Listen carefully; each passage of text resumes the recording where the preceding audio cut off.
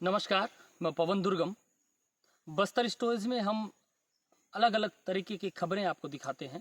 बस्तर के जो सांस्कृतिक विरासत हैं, कल्चर है, और बस्तर के अंदर में जो कुछ घटनाएं घटती हैं उनको भी हम आपको दिखाते हैं, और किस तरीके से विरोध प्रदर्शन यहाँ हो रहे हैं उनको भी हम दिखाते हैं, और प्रयास करते हैं कि हर वो एक चीज़ जो देश दुनिया में आप लोग रहते हैं जिनको बस्तर के बारे में जाननी चाहिए, उन चीज़ों को आपके सामने रखने का प्रयास करते हैं।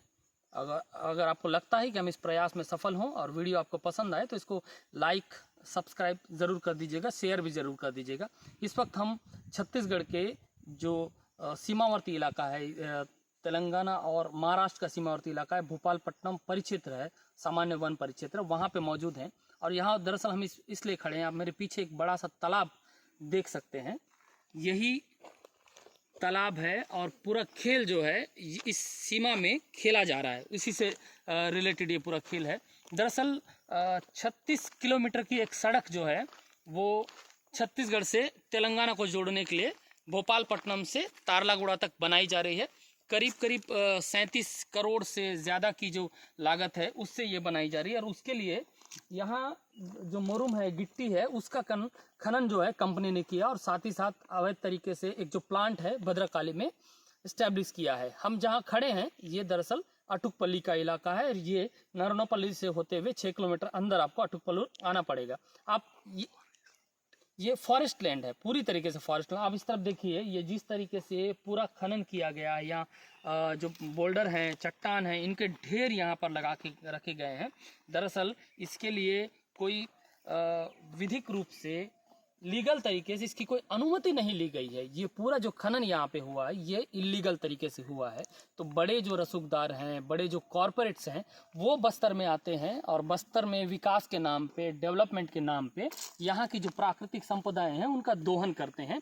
और कमोबेश इस पूरे खेल के पीछे बहुत सारे जो एडमिनिस्ट्रेशन के लोग हैं वो जुड़े होते हैं। साथ ही साथ जो पॉलिटिकल जो पावर है, पॉलिटिकल जो संरक्षण है, एक तरीके से वो लगातार बना रहता है। यहाँ करीब करोड़ों रुपए का जो खनन है वो यहाँ पे किया। आपको करीब से ये जो पूरा नज़ारा है वो हम दिखा देते हैं। करोड़ों रुपए की जो गिट्टी है वो निकाला गया है। और एक जो सबसे अहम बिंदु है, अहम जो पॉइंट है वो ये है कि यहाँ से जो गिट्टी निकाला गया है, इसका इस्तेमाल नेशनल हाईवे जो 163 है इसमें इस्तेमाल किया गया है, और जिसकी वजह से वो सड़क करीब 1.5 से 2 साल में उखड़ गई है। सैकड़ों जगह गड्ढे हो गए हैं। अब इसकी पूरी गुणवत्ता को लेकर सवालिया निशान उठ रहा है। जो खबरें हैं मीडिया में लग रही हैं, साथ ही साथ जो ग्रामीण है, जो सरपंच है, हमने उनसे बात की, सरपंच से बात की, जो ग्रामीण है उनसे बात की, उनका साफ तौर पे कहना है कि ग्राम पंचायत से किसी तरह की कोई अनुमति यहाँ नहीं ली गई है। ग्रामीणों ने जब विरोध किया तो उन्हें ये कहकर डराया गया कि प्रशासन की अनुमति है, पूरी अनुमति के साथ यहाँ पर खनन का काम किया जा रहा है। लेकिन आप जानते हैं ये नक्सल प्रभावित इलाका है, ऐसे गाँव में रहने वाले लोग ज़्यादा पढ़े लिखे नहीं होते हैं। इस वजह से जो बड़े रसूखदार लोग होते हैं वो आसानी से इनको डरा लेते हैं या अपने प्रभाव में इनको वो न्यूट्रल कर देते हैं। आपको बता दूं, ये जो पूरा इलाका है, ये हम जहाँ खड़े हैं, आप जो पीछे पूरा इलाका देख रहे हैं, ये फॉरेस्ट लैंड है, सामान्य वन परिक्षेत्र भोपालपट्टनम का इलाका है। 2 साल तक यहाँ खनन होने दिया गया, खनन होता रहा, ब्लास्ट होते रहे। सप्ताह में 2 ब्लास्ट होते थे, करीब 5 किलोमीटर दूर तक वो जो ब्लास्ट की आवाज़ है वो जाती थी। और ज़्यादातर जो ग्रामीण और जो वनांचल इलाके हैं, यहाँ पर कच्चे मिट्टी के मकान हुआ करते हैं जिनमें दरारें भी आने की संभावना रहती है। अब जब हम अगली रिपोर्ट करेंगे तो ज़रूर दिखाएंगे कि किस तरीके का प्रभाव वहाँ पे पड़ा है। लेकिन ब्लास्ट से लोग डरते थे, और कंपनी यहाँ ये करती थी कि 1 किलोमीटर इधर और 1 किलोमीटर इधर जो लोग यहाँ सफ़र करते थे उस दिन में ब्लास्ट के दौरान उनको रोक दिया जाता, तो असुविधा भी उनको होती थी। और साथ ही साथ यहाँ ब्लास्ट करने के दौरान और खनन के बाद जो एक हिस्सा खनिज के दोहन का ग्राम पंचायत को मिलना चाहिए ताकि उसका विकास ग्राम पंचायत का होना था, वो किसी तरीके से उन चीज़ों को प्रशासन ने यहाँ ध्यान नहीं दिया।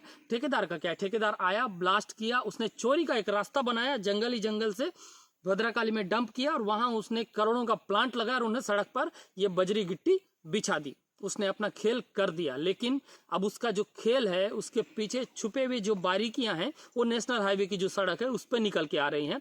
वो गड्ढे हो गए हैं, लगभग 100 के आसपास गड्ढे हो गए, तो अब उस पर मरम्मत का काम शुरू हो गया। देखिए सड़क पूरी बनी नहीं, सड़क का इस्तेमाल लोगों को उस तरीके से नहीं हो रहा था, और एक बारिश के बाद वो जगह जो है वो सैकड़ों जगह से उखड़ जाती है। साफ है बड़ा खेल हुआ है, बाकायदा सरकारी लोगों के संरक्षण में हुआ है, नेताओं के संरक्षण में हुआ है, ग्रामीणों को डरा धमका कर ये हुआ है।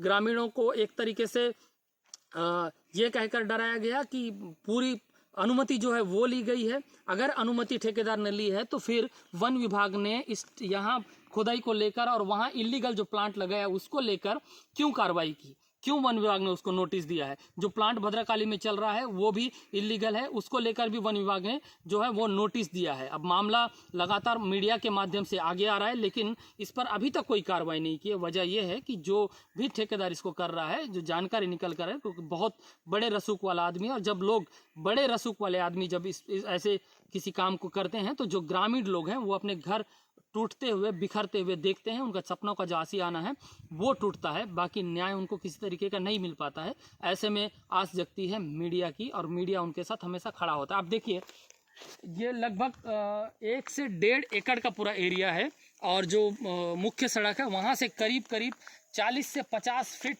गहरी खाई यहाँ पे उन्होंने बना दी, तालाब यहाँ पे उन्होंने खड़ा कर दिया है। और ज़बरदस्त तरीके से 2 सालों तक 2020, 21 और 22 में 2 सालों तक लगातार यहाँ ब्लास्ट किया जा रहा था। लगातार यहाँ से गिट्टी जो है वो निकाली जा रही थी, लोगों को असुविधा हो रही थी, परेशानी हो रही थी, जान का डर बना हुआ था। लेकिन कंपनी को इससे कोई फ़र्क नहीं पड़ता, कंपनी को अपने मुनाफे से मतलब है। बस्तर में ऐसे हालात आपको कमोबेश ज़्यादातर जगह दिख जाएंगे। बीजापुर जिला मुख्यालय में ही आपको की स्टोन इंफ्रा दिख जाएगी। जो बफर एरिया है जैतालूर का, वहाँ वो ब्लास्टिंग कर रही है, उस पर अभी तक किसी तरीके से कार्रवाई नहीं की। अभी उसने ब्लास्टिंग ज़रूर उसने रोक दिया है, लेकिन कार्यवाही दंडात्मक उसके ऊपर कोई कार्रवाई नहीं हुई, ना उसके ऊपर कोई वसूली की कार्रवाई। करोड़ों अरबों का जो खनन है उसने भी यहाँ पे किया, और ये जो देख रहे हैं आपको हम लाइव दिखा रहे हैं, करोड़ों रुपए का खनन यहाँ पे उसने किया। और यहीं के खनन से उसने 36 किलोमीटर लंबी 37 करोड़ की लागत की सड़क बना दी। लेकिन इन गांव वालों को जो ब्लास्ट की आवाज़ें सुनकर डरकर मरने का भी डर था, उनको डर कर जो सोते थे या डर कर जो घरों में रहते थे या इस सड़क पर ब्लास्ट के दौरान नहीं जाते थे, उनको इससे कुछ नहीं मिला। बस्तर में लाख दावे ज़रूर हों कि लोगों के लिए किया जा रहा है, लोगों की सुविधा के लिए किया जा रहा है, लेकिन अगर वो सुविधा, वो लाभ और वो न्याय अगर उन गांवों तक नहीं मिल रहा है तो उस सुविधा और उस विकास का क्या मतलब है। वो विकास के दावे जो हैं एक तरीके से खोखले हैं, अगर उस विकास में बस्तर के वो गरीब लोग, आदिवासी लोग शामिल नहीं हैं।